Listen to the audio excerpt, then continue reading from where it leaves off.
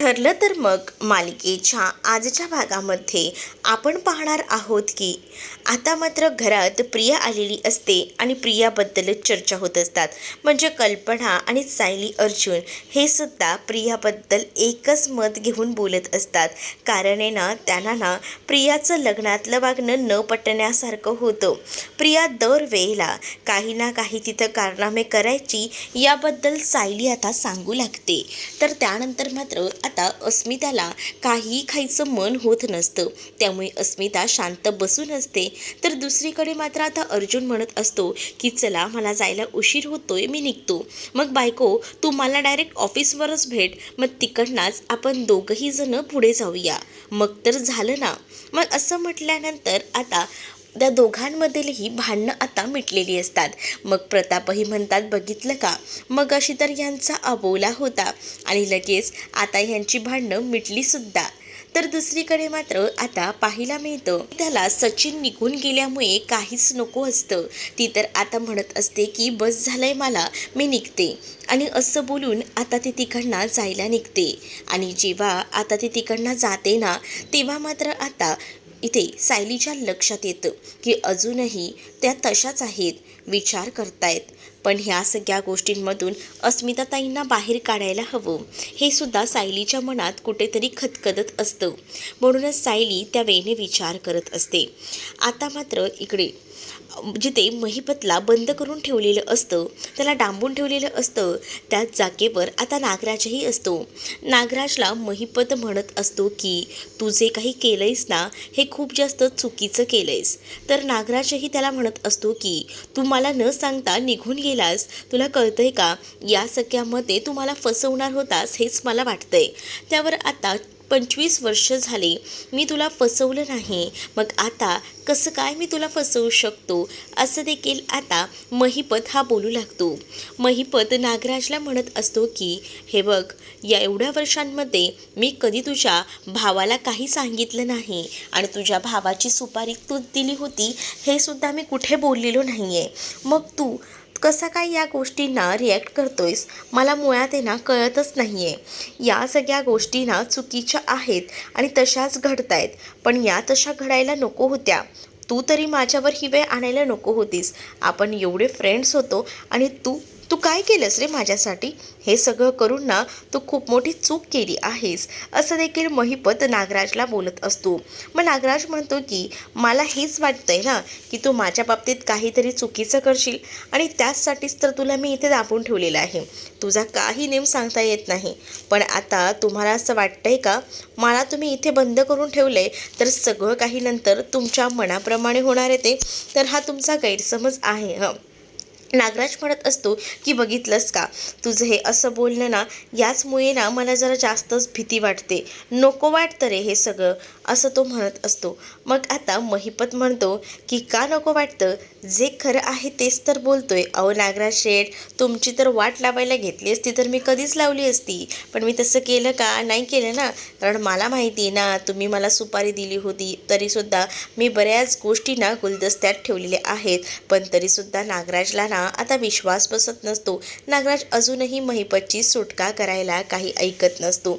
त्याने तर आता माइंडमध्ये सेट केलेलं असतं की ह्याला जर आपण सोडवलं इथून तर नक्कीच हा आपल्यावर फिरू शकतो. पण तरीसुद्धा हे सगळे बोलणं ऐकून ना, म्हणजे महिपतचं जे काही बोलणं आहे ते जो ऐकतो तेव्हा मात्र आता त्याच्या लक्षात येतं नागराजच्या की आपण ना दोघांनी एक टीम बनून राहायला हवं, असं देखील तो महिपतला बोलत असतो. तर महिपत म्हणतो टीम बनून राहिला, तुम्ही मला इथे बांधून ठेवल्यावर हे कसं पॉसिबल होणार आहे, याचाही विचार करा जरा शेठ. असं म्हटल्यावर नागराज म्हणत असतो की मी या सगळ्याचा विचार करतोय आणि म्हणूनच तू या जागेवर सेफ आहेस, असं नागराज महिपतला सांगतो. पण आता महिपतने तर ठरवलेलं असतं काही झालं तरी या दोघांनाही सोडायचं नाही. कारण ही दोघंही जण ही अशीच आहेत. कारण यांना आज आपल्याला बंद करून ठेवलेलं आहे, पण ही दोघंही जण इतकी बेकार आहेत ना की या महिपतसारख्या माणसाशी पंगा घेतलाय आणि तो पंगाच त्यांना ना आता भारी पडू शकतो, असं देखील आता महिपत एकटाच मनातल्या मनात म्हणत असतो, कारण महिपतने ना सगळ्या गोष्टींना डोक्यात फिट ठेवलेल्या असतात या नागराजबद्दल आणि त्या चिचोंद्रीबद्दल सुद्धा. तर दुसरीकडे आता पाहायला मिळतं अर्जुन आणि सायली आता रविराजांना भेटायला गेलेले असतात. तर प्रतिमा आता तिथे सगळ्यांसाठी भोपळ्याचे घारगे बनवत असते. बोला कसं काय काम काढलं, कशा संदर्भात बोलायचं आहे. मग आता इकडे तेवढ्यातच ना कामं तर होतच राहतील, पहिल्यांदा काही ते खाऊन घ्या असं बोलून प्रतिमा सगळ्यांसाठी ते घारगे घेऊन येते. घारगे बघितल्याबरोबर आता जो अर्जुन आहे तो खूप जास्त खुश होतो आणि वाव आत्या कित्येक वर्षानंतर असं बोलून ना ते आता घारग्यांवर तावच मारतो आणि ते घारगे एकदमपणे फस्त करायच्या तयारीतच तो असतो. पण दुसरीकडे मात्र सुमन नाराज असते, कारण नागराज अजूनही घरात आलेला नसतो. आता अपघाताची चर्चा होत असते, म्हणजेच अपघातामध्ये ज्या काही घटना घडलेल्या आहेत त्या तर आता प्रतिमाला क्लिअर आठवत असतात. पण आता जो बाबू ड्रायव्हर आहे ना, ज्याला ही सुपारी दिली गेलेली होती, तो बाबू ड्रायव्हर देखील आता जिवंत आहे ही गोष्ट अर्जुन आणि सायलीकडनं कळलेली असते. आणि त्याच्याकडनं आम्हाला एक गोष्ट कळलेली आहे की तुम्हाला मारण्याची सुपारी दिली होती, रादर तुमच्या पूर्ण कुटुंबाला मारण्याची सुपारी दिली होती, हे सुद्धा आता सायलीकडनं कळतं. आणि जेव्हा ह्या गोष्ट सायलीकडनं कळतात ना, तेव्हा मात्र आता त्यांना खूप मोठा धक्का बसलेला असतो. प्रतिमा तर पाहतच राहते. दुसरीकडे मात्र आता नागराज घरी आलेला असतो. इतक्या 2 दिवसानंतर नागराज घरी आल्यानंतर मात्र आता सगळ्यांचीच नजर नागराजवर जात असते आणि नागराजही विचार करतो की सायली अर्जुन आले आहेत म्हणजे नक्कीच यांचं काहीतरी सुरू आहे. मग आता नागराज तिथे आल्यानंतर विचारत असतो की काय मग कसे काय आज इथे. तर सायली म्हणत असते की नाही, सहज म्हणून आलो होतो, पण त्याच वेळेला आता आम्ही अपघाताबद्दलच बोलत आहोत असं रविराज बोलतात. रविराजांनी स्वतःहूनच हा पॉईंट काढलेला असतो आणि तू कुठे होतास, जा फ्रेश होऊन घे. पण आता मात्र सायली अर्जुन बऱ्याच दिवसांनी आले आहेत, जर तर त्यांच्याशी गप्पा मारून घेतो असं म्हटलं असं तो म्हणू लागतो. पण त्यावेळेला ना इथे असणाऱ्या सुमनला चांगलंच माहिती असतं की ह्याला ना या अपघाताच्या प्रकरणापासून थोडं लांबच ठेवायला हवं, कारण हा मैपतला मिळालेला माणूस आहे, हा काही करू शकतो हे सुद्धा बरोबर माहिती होतं. आणि म्हणूनच ना आता तिकडनं नागराजला हलवण्यासाठी मुद्दामूनच आता सुमन सांगत असते की जा ना तुम्ही फ्रेश होऊन या, म्हणजे तोपर्यंत सायली अर्जुन आहेच की, तुम्ही फ्रेश होऊन या मग आपण बोलूया असं बोलून ती कसं बसं त्याला तिकडनं घालून द्यायचा प्रयत्न करत असते. वेळेला नागराजची नजर तिथे असणाऱ्या घारग्यांवरही जाते. वा आज वहिनी घारगे बनवलेत. तर आता रविराज ऑलरेडी नागराजवर चिडलेले असतात आणि ते सुद्धा म्हणू लागतात की जा पहिल्यांदा फ्रेश हो आणि नंतर हे सगळं खा. आणि त्याच वेळेला सुमन ही थोडी नाराज असते. सुमनच्या डोक्यामध्ये विचार सुरू असतात. म्हणूनच सायली सुमनला विचारते की काय हो काकू, तुम्हाला याबद्दल काही माहिती आहे का. तर सुमन म्हणते की नाही, मला याबद्दल काहीही माहिती नाही आणि ती असं बोलून वेळ मारून न्यायचा विचार करत असते. तर दुसरीकडे मात्र आता या सगळ्या गोष्टी अशा पद्धतीने घडत असतात ना की त्या एकदमच भयंकर असतात. म्हणजेच काय, तर आता या सगळ्या गोष्टींमध्ये सायलीला असं वाटत असतं की सुमन नक्कीच काहीतरी लपवत आहे. पण सुमनच्या मनात हेच असतं की जर आपण या सगळ्या गोष्टी या नागराजच्या समोर बोललो तर तो महिपतला मिळालेला माणूस आहे, तो महिपतला जाऊन या सगळ्या गोष्टी सांगू शकतो आणि म्हणूनच तर त्याला ते या सगळ्या गोष्टींपासून लांब ठेवण्यासाठी इथे सुमनचे प्रयत्न सुरू असतात. सुमन कसं बसं का होईना त्याला फ्रेश व्हायला म्हणून पाठवून देते आणि चला रूममध्ये चला, मी तुमच्यासाठी जे हवं ते सगळं देते असं बोलूनच ना आता मात्र त्याला रूममध्ये कसं बसं ती घेऊन जायचा प्रयत्न करत असते.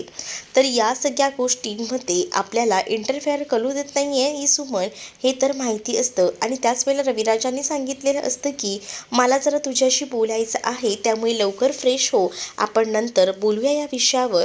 काय बोलायचं आहे दादा, बोल ना. आता नागराजला खूप जास्त टेन्शन आलेलं असतं की काय बोलायचं असेल दादाला आणि म्हणूनच तो तेव्हाच विचारायचा प्रयत्न करतो, पण आता नको हे सगळं, इथे आमचं थोडं काम चाललं आहे जुन्या केसबद्दल आणि त्याचबद्दल डिस्कशन सुरू आहे, तू जाऊन थोडा फ्रेश हो असं म्हटलं जातं. मग आता तो फ्रेश व्हायला तिकडनं निघून जातो ना, तर त्यावेळेला मात्र आता सुमनही बेडरूममध्ये जाते, कारण सुमनला नाही आता या सगळ्याचा जाब विचारायचा असतो. तर दुसरीकडे मात्र आता सगळ्याच गोष्टींची गोष्टींची चर्चा होत असते, म्हणजे हा अपघात झाला होता आणि या अपघातामध्ये नेमकं कसं काय काय घडलं हे ते बाबू ड्रायव्हर सांगत होता. मग मला एक गोष्ट सांगा ना, की तुमचं कोणासोबत वैर होतं का? माझं तसं कोणासोबतही वैर नव्हतं, पण माझ्यासोबत आहे ना ज्या ज्या गोष्टी झाल्या आहेत, म्हणजे आतापर्यंत जेवढ्या केस मी लढल्या आहे ना त्याबद्दलच्या सगळ्या फाईल्स माझ्याकडे आहेत. आपण एक काम करूया, माझ्या रूममध्ये जाऊन बसूया आणि त्या सगळ्या फाईल्स बघूया, म्हणजे आपल्याला थोडाफार का होईना क्लू भेटेल, असंच आता त्यांचं ठरलेलं असतं. म्हणूनच आता ह्या सगळ्या गोष्टी व्यवस्थितपणे बघण्यासाठी का होईना आता ते गेलेले असतात. तर दुसरीकडे मात्र आता सुमनचं मन खात असतं. सुमन विचार करते की यांच्याशी एकदा बोलून घेते, जर यांच्याशी बोलून घेतलं तर बघूया यातून काही प्रॉब्लेम सॉल्व्ह होतोय का. आणि म्हणूनच ना ती आता त्याच्याशी बोलायला गेलेली असते. त्याला म्हणत असते की मला ना जरा तुमच्यासोबत बोलायचं होतं. तर आता तो म्हणत असतो की काय, मला सांगा, या अपघाताशी तुमचा काहीतरी संबंध आहे ना? म्हणजे मगाशी मी पाहिलं तुमच्या फेसवर तुम्ही काहीच रिॲक्ट होत नव्हतात, तेव्हाच मला समजत होतं की काहीतरी नक्कीच गडबड आहे, पण ती गडबड काय आहे हे मला कळत नाही आहे. मला सांगा काय आहे नक्की. त्याबरोबर आता मात्र काहीच नाही, तुला काय एवढं सगळं संशय येतोय आणि नको इतका विचार करत बसू या सगळ्या गोष्टींचा, आणि तूच दादाला माझ्याबद्दल काही बाई भडकवलं आहेस का, असं देखील आता विचारलं जातं. त्यावर सुमन म्हणते, मला खरं खरं सांगा, तुमचा आणि महिपतचा अजून काही संबंध आहे का? त्यावर आता नागराजला राग येतो आणि नागराजला सुमनने हे देखील विचारलेलं असतं की तुम्हीच त्या महिपतला लपवून ठेवलं आहे ना, बोला ना आता काय झालं. असं बोलून ना ती अनेक प्रश्न विचारून नागराजला भंडावून सोडते, कारण तिला माहिती असतं की या सगळ्या मुळाशी नागराज आहे. पण नागराज ना आता मात्र खूप जास्त खवळलेला असतो आणि नागराज लगेच सुमनचं तोंड धरतो आणि सुमनला मारहाण करू लागतो.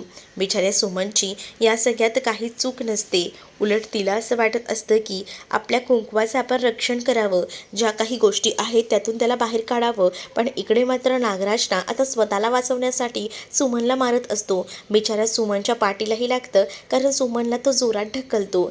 इकडे आता जिथे महिपतला बांधून ठेवलेलं असतं, आता इथे ड्युटी असते ती म्हणजे प्रियाची. प्रिया आता नंतरची ड्युटी सांभाळते ज्यावेळेला नागराज नसतो. पण जेव्हा महिपत प्रियाकडे बघत असतो ना, तेव्हा प्रिया मात्र त्या नजरेलाच घाबरते. प्रिया ही विचार करते की हे सगळं काय चाललंय, म्हणजे ह्याची नजरच किती भयंकर आहे. याच्या नजरेचीच एवढी भीती वाटते की आता मला कुठचंही काम नकोच वाटते, असं देखील आता ती म्हणत असते.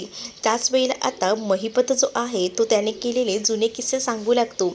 म्हणजे साक्षीच्या वेळेला जे काही घडलं होतं, म्हणजे साक्षीवर जो हल्ला झाला होता आणि त्याचसोबत त्या माणसाचीच, म्हणजे तो मुलगा होता साक्षीचा छेड काढणारा, त्या मुलाचे डोळे काढले आणि ह्या सगळ्या गोष्टी तो एक एक करून सांगत असतो. एखाद्याला तर मी पूर्ण उभाच चिरला होता, कारण आपल्या नादी कोण जो लागला ना त्याला तिथेच आपण गाडत असतो, असं देखील आता म्हटलं जातं.